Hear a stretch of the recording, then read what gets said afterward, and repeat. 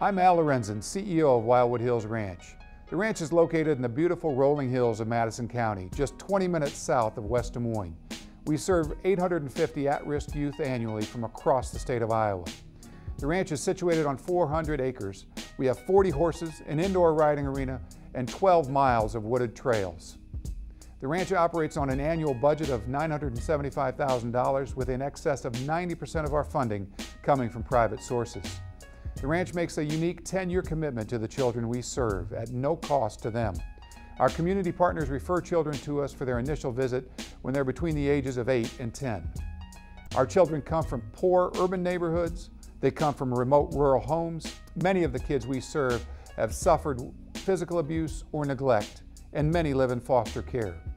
Some of the children have experienced gang violence, sexual abuse, and many have dealt with parental substance abuse. Most of the children served by the ranch receive some kind of public assistance. Our mission statement is simple but powerful. Wildwood Hills Ranch exists to transform lives and strengthen communities by providing healing, hope, and God's unconditional love to at-risk children.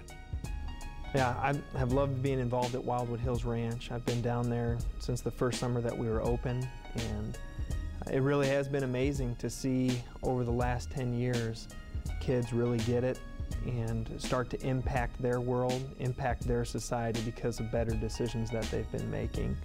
Our 8 to 12-year-olds, we call that our Rancher program, and they'll come down in the summer. They focus on character counts and really pour in the 6 pillars of character during that 8 to 12-year-old period. The 13 to 15-year-olds are working on general leadership skills, learning how to lead any group of people. The 15 to 18-year-olds are team leaders in training, are working on leadership skills on how to lead children specifically. We really are very intentional about every single activity that we do in teaching a character skill or a leadership skill. And our 4 primary program areas, we have our team building, which is it's one of my favorite things.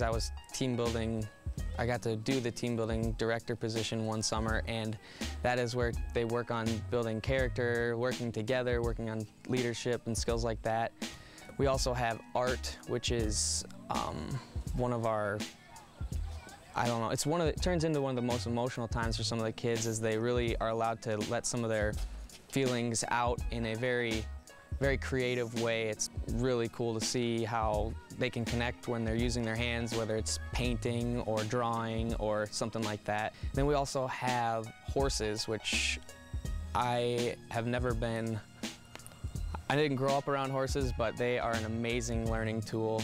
There's so many things that relate to kids with horses, that they're in charge of an animal that is, let's say, like 8 times some of their size, and they're learning how to control something that's a lot bigger than them, also overcoming fear. We have canoeing, kayaking, paddle boating, an 8-acre lake, a blob, horseback riding, and some of the most unbelievable people on the planet.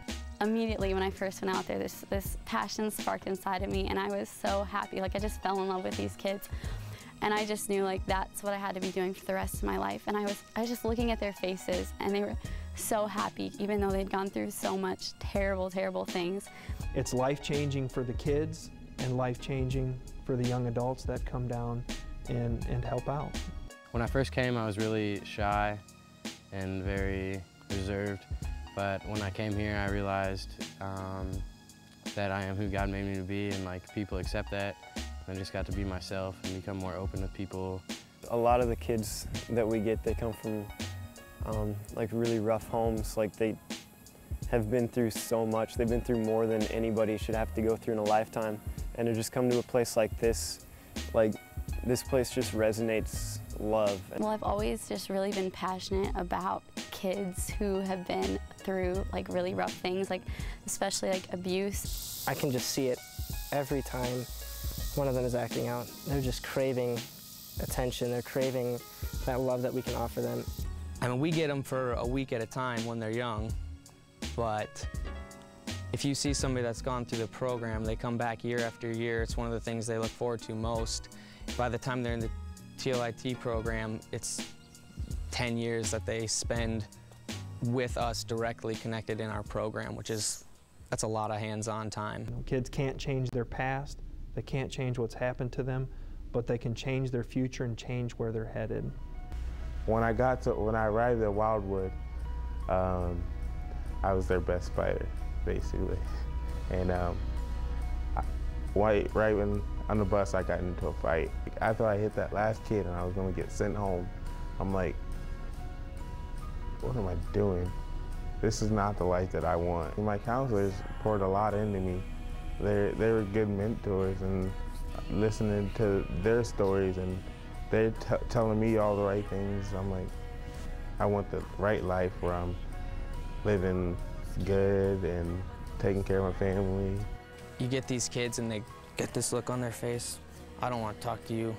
Get away from me. But as you build, I think the #1 thing we try to do is build relationships. I don't think if you're not building relationships, you're not going to make a difference or make a change in a kid's life. And when they come here like this and they end like this, you know you've started something. All my life, like, everything's like I've been talked down to. There's not really been much support in my life. And coming here, like, I was told that I was beautiful pretty much for the first time in my life. Like, in a sense that was deeper than just like being told. Like, there were actions behind being told that you're beautiful. And an 8-year-old started crying when we started talking about what's your relationship between parents and you. So I took her off to the side, you know, so the other campers wouldn't see her cry. So I asked her what was wrong, and she's like, I don't live with my parents. And I was like, so who do you live with? And she's like, I live with guardians. And I got taken away from my parents because they were doing drugs and they weren't taking care of us. And it just really impacted me because I went through the same exact thing. She was the same age that I was when I got taken away. I was like, oh my God, I did the same thing, you know. I had a kid on my bus, and he was sitting next to me. He came back actually from his seat, and he sat next to me, and he said, he just said, when I get home that I want to hurt myself. And I was like, why would you want to do that? And he's like, well, because I'm leaving the place that is the only place where people care about me and love me. Hurt people hurt people. People who have been in environments that they've been hurt oftentimes are the ones that are acting out. And if we can dive into that pain and dive into some of that hurt, provide an environment where they feel comfortable and safe, even talking about some of that, then God can come in and begin to heal. I first trusted the Lord here at the ranch. Like, that was a big